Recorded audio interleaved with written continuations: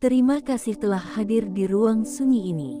Terima kasih sudah meluangkan waktu di tengah riuh dunia untuk singgah sejenak bersama ilmu langit. Jika hari ini kamu sampai pada video ini, yakinlah kehadiranmu bukan peristiwa acak. Ada sesuatu yang sedang mencari jawaban, dan hatimu pelan-pelan digiring ke sini. Pernahkah kamu merasa ada orang-orang tertentu yang kehadirannya terasa berbeda? Bukan karena ucapannya lantang, bukan karena penampilannya mencolok, tetapi karena ada ketenangan yang tidak bisa ditiru. Mereka duduk biasa, berjalan biasa, berbicara seperlunya. Namun entah mengapa, berada di dekat mereka membuat hati ikut tenang. Jarang dibicarakan, tetapi sering dirasakan. Ada rahasia sunyi yang hidup di balik ketenangan itu. Rahasia yang tidak tertulis di wajah, tetapi tercermin pada tubuh. Tahajud, ibadah yang dilakukan saat langit masih gelap, saat sebagian besar manusia terlelap, saat dunia seperti berhenti berisik, dan hanya ada hamba dan Allah. Menariknya, orang-orang yang menjaga tahajud bukan hanya berubah secara batin. Tubuh mereka pun perlahan memberi tanda.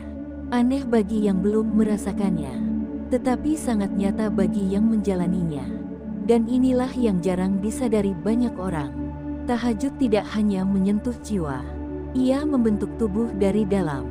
Tanda pertama yang paling sering muncul, tetapi paling sering diabaikan, adalah rasa ringan yang sulit dijelaskan. Orang yang rajin tahajud sering tidur lebih sedikit, namun anehnya, tubuh mereka tidak selalu terlihat lelah. Bahu tidak terasa berat, langkah tidak terlatih, pikiran tidak penuh oleh kekacauan. Bukan karena tubuh mereka lebih kuat, melainkan karena beban batin mereka lebih ringan. Setiap malam, sebelum dunia meminta apapun dari mereka, mereka sudah lebih dulu meletakkan keluhannya di hadapan Allah. Air mata yang jatuh di sepertiga malam bukan sekadar emosi. Ia adalah pelepasan. Ia adalah penyerahan, dan ketika batin tidak lagi memikul terlalu banyak, tubuh pun ikut bernapas lega. Banyak orang menyangka kekuatan datang dari tidur panjang. Padahal, bagi sebagian hamba, kekuatan justru lahir dari sujud yang panjang. Jika saat ini kamu membaca bagian ini dan merasakan ada getaran halus di dada, banyak sahabat langit menyalurkannya dengan menuliskan angka 77. Bukan sekadar angka, tetapi simbol niat baik dan energi positif yang saling menguatkan. Tanda kedua muncul lebih pelan, bahkan sering tidak disadari oleh pemiliknya sendiri. Wajah menjadi lebih teduh, bukan berarti selalu tersenyum, bukan berarti bebas masalah, tetapi ada ketenangan yang menetap. Orang-orang seperti ini mungkin tetap lelah, tetap diuji, tetap menangis. Namun wajah mereka tidak lagi membawa kegelisahan yang berisik. Tahajud mengajarkan satu kebiasaan yang sangat dalam. Berhadapan dengan Allah dalam keadaan paling jujur.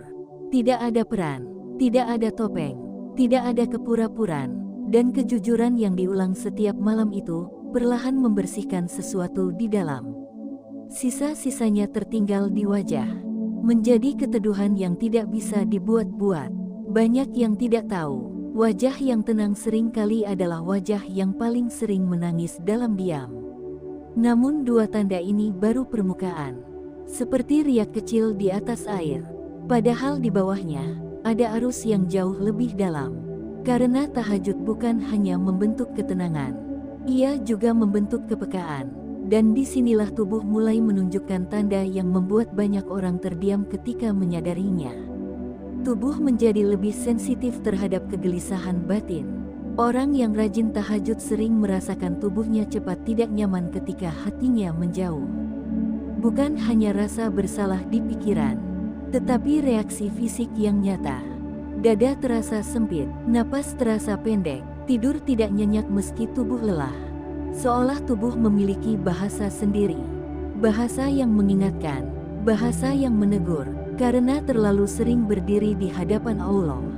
Dalam keadaan jujur, tubuh tidak lagi tahan terhadap kepalsuan.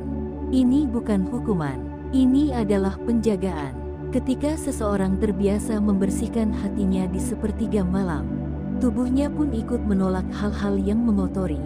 Dan pada titik ini, banyak orang mulai menyadari, tahajud bukan hanya ibadah. Ia adalah proses pembentukan ulang. Membentuk cara hati merespons, membentuk cara tubuh bereaksi, membentuk cara jiwa memikul hidup. Sahabat langit, bagian pertama ini sengaja berhenti di sini, karena tanda-tanda berikutnya jauh lebih dalam, lebih sunyi, dan lebih mengguncang kesadaran. Di bagian selanjutnya, kita akan menyentuh tanda yang sering membuat orang merinding. Bukan karena takut, tetapi karena merasa sedang dibaca oleh dirinya sendiri. Jika sejauh ini hatimu merasa ditemani, jika ada satu kalimat yang terasa seperti berbicara langsung padamu, banyak yang memilih menuliskan 77 sebagai doa yang tidak diucapkan dengan suara, tetapi dirasakan dengan rasa. Tenanglah. Perjalanan ini belum selesai. Apa yang mulai terungkap di tubuh sesungguhnya adalah isyarat bahwa ada hubungan yang sedang dijaga antara hamba dan Allah. Dan di bagian berikutnya, isyarat itu akan semakin jelas. Terima kasih masih bertahan di ruang hening ini. Terima kasih karena tidak tergesa meninggalkan pembahasan yang pelan-pelan sedang membuka lapisan terdalam diri. Jika kamu sampai pada bagian kedua ini, ada kemungkinan besar hatimu sedang diajak untuk melihat sesuatu yang selama ini luput dari perhatian. Pada bagian sebelumnya, kita telah menyentuh tanda-tanda awal yang tampak di permukaan. Ringan yang tidak masuk logika, wajah yang teduh tanpa dibuat-buat, tubuh yang mulai sensitif terhadap kegelisahan batin. Namun semua itu baru permulaan. Karena semakin sering seseorang berdiri di hadapan Allah pada sepertiga malam, semakin dalam perubahan yang terjadi. Dan perubahan itu tidak selalu nyaman, tidak selalu manis, tetapi selalu jujur. Tanda keempat mulai terasa ketika seseorang menghadapi tekanan hidup. Masalah datang seperti biasa, ujian tidak berkurang, kesedihan tetap mengetuk pintu. Namun tubuh orang yang rajin tahajud merespons dengan cara yang berbeda. Detak jantung mereka lebih tenang di situasi genting. Napas mereka lebih panjang saat orang lain terengah. Pikiran mereka tidak langsung berlari ke kepanikan. Bukan karena mereka tidak takut, tetapi karena tubuh mereka sudah terbiasa bersandar. Tahajud melatih satu refleks batin yang sangat dalam. Sebelum panik, berserah. Sebelum mengeluh, tunduk. Sebelum tubuh runtuh, hati sudah lebih dulu meletakkan beban. Dan ketika hati tahu kemana harus kembali, tubuh pun mengikuti. Banyak orang mengira ketenangan adalah bawaan lahir. Padahal seringkali ia adalah hasil dari pertemuan yang berulang-ulang dengan Allah di waktu paling sunyi. Pertemuan yang tidak disaksikan siapapun, tidak direkam, tidak dipamerkan, tetapi meninggalkan bekas yang nyata. Lalu muncul tanda kelima, tanda yang sering membuat seseorang berhenti sejenak dan bertanya pada dirinya sendiri. Tubuh menjadi lebih mudah tersentuh oleh ayat, doa, dan kebaikan. Bukan hanya hati yang bergetar, tetapi tubuh ikut bereaksi. Ada rasa hangat yang menjalar di dada. Ada sensasi halus di tengkuk. Ada air mata yang tiba-tiba jatuh, bahkan ketika tidak sedang sedih. Ini bukan kelemahan, ini adalah kepekaan. Tahajud melunakkan lapisan-lapisan keras yang terbentuk oleh dunia, rutinitas, luka lama, kekecewaan yang dipendam. Setiap sujud malam adalah proses melebur. Dan ketika lapisan itu mulai menipis, tubuh pun menjadi lebih jujur dalam merespons kebenaran. Ayat tidak lagi hanya terdengar di telinga. Ia terasa di dada. Doa tidak lagi sekadar rangkaian kata. Ia menjadi getaran. Banyak orang tidak siap dengan kepekaan ini. Karena kepekaan berarti mudah tersentuh. Dan mudah tersentuh berarti mudah menangis. Namun disitulah letak kekuatannya. Tubuh yang mudah tersentuh adalah tubuh yang belum mati rasa. Jika sampai di titik ini kamu merasa ada bagian dari dirimu yang sedang disentuh. Banyak sahabat langit memilih menuliskan 77.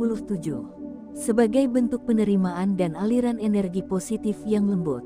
Tanda berikutnya seringkali tidak dibicarakan, karena terasa terlalu pribadi. Pola tidur berubah tanpa disadari. Bukan sekadar bangun malam, tetapi tubuh mulai memiliki jamnya sendiri. sering terbangun di waktu yang hampir sama, bahkan tanpa niat, tanpa alarm, tanpa paksaan, seolah ada bagian dari diri yang terprogram ulang. Ini bukan kebiasaan biasa, ini adalah ritme yang terbentuk dari konsistensi. Ketika tubuh terlalu sering diajak bangun untuk satu tujuan yang sama, ia mulai mengingat, dan ketika tujuan itu adalah berdiri di hadapan Allah, ingatan tubuh menjadi lebih dari sekadar biologis. Ia menjadi spiritual. Pada titik ini, tahajud tidak lagi terasa berat, bukan karena masalah hidup hilang, tetapi karena tubuh dan jiwa sudah sepakat untuk bertemu. Namun sahabat langit, bersamaan dengan semua ketenangan ini, ada satu perubahan yang sering membuat orang terdiam lama. Tubuh menjadi kurang tahan terhadap hal-hal yang tidak bersih secara batin. Lingkungan yang penuh kebohongan terasa melelahkan. Percakapan kosong terasa menguras energi. Keramaian tertentu membuat dada terasa sesak, bukan karena merasa lebih baik, tetapi karena tubuh sudah terbiasa dengan keheningan.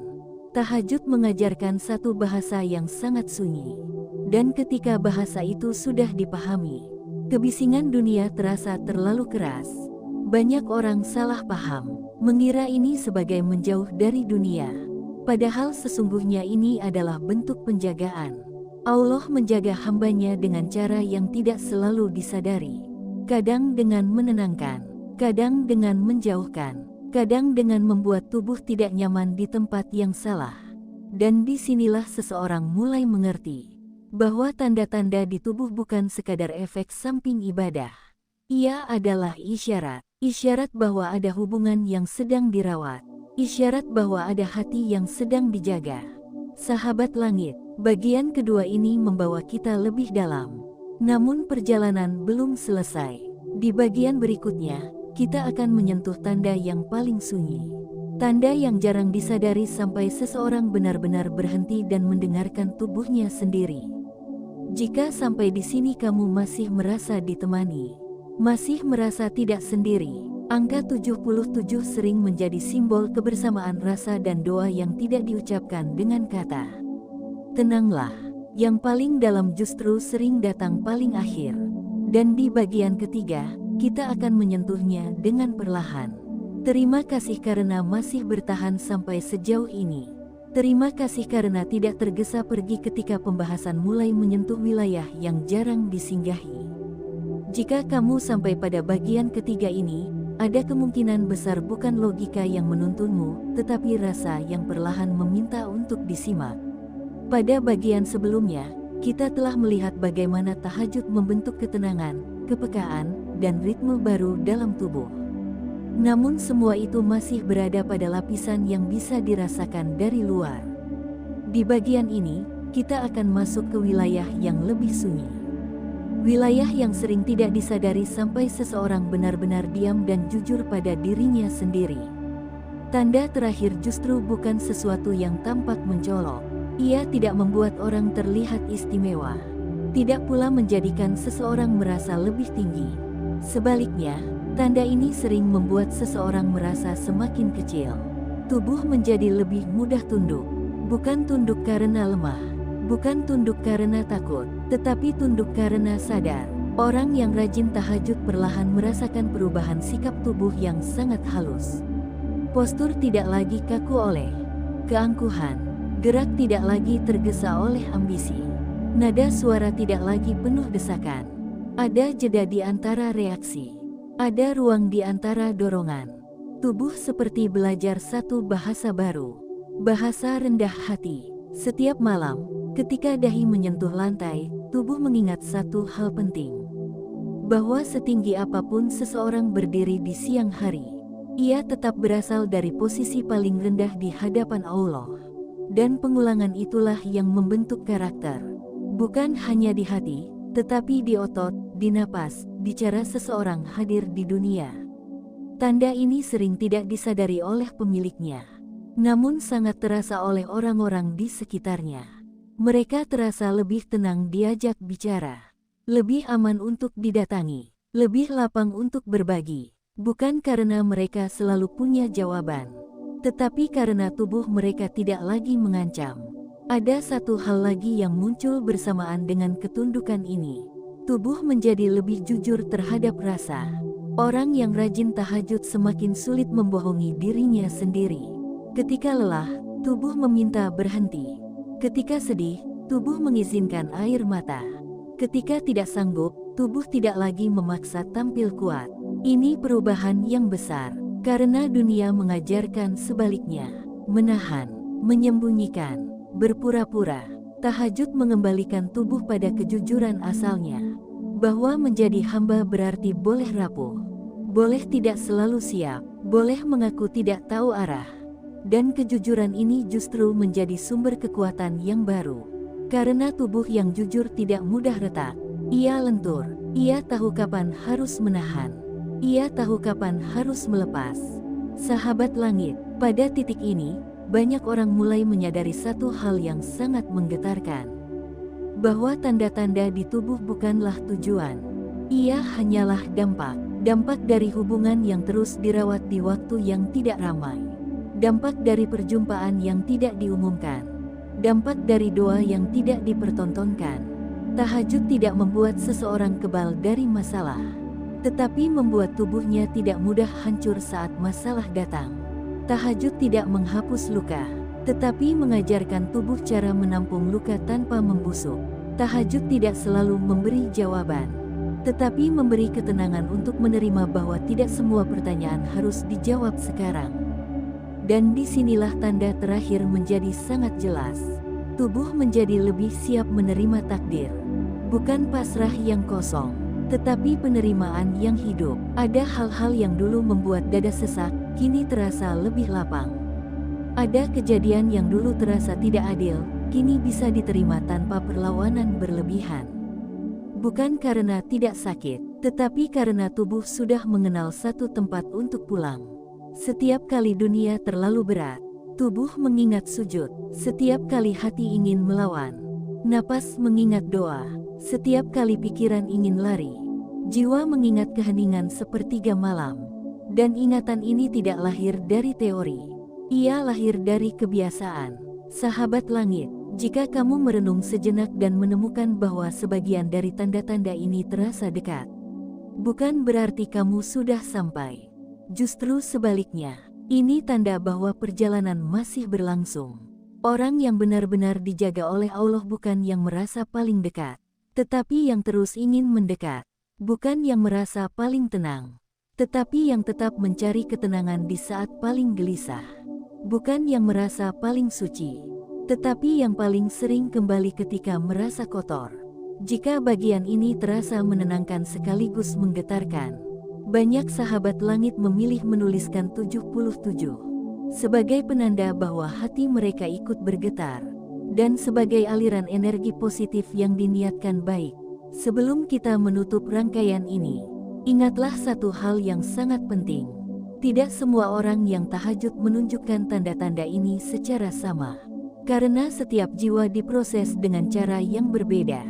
Ada yang ditenangkan, ada yang dilembutkan, ada yang dijaga dengan ujian, ada yang ditahan dengan kesabaran.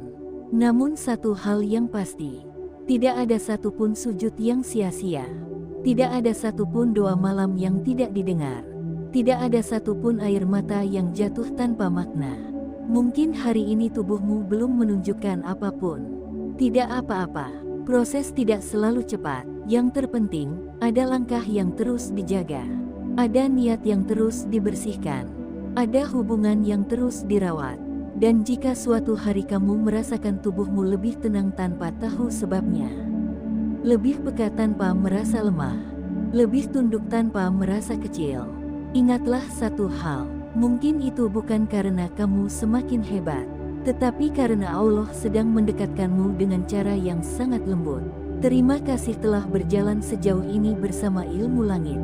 Semoga apa yang singgah hari ini tidak hanya berhenti di pikiran, tetapi menetap di rasa dan mengalir pelan dalam hidupmu.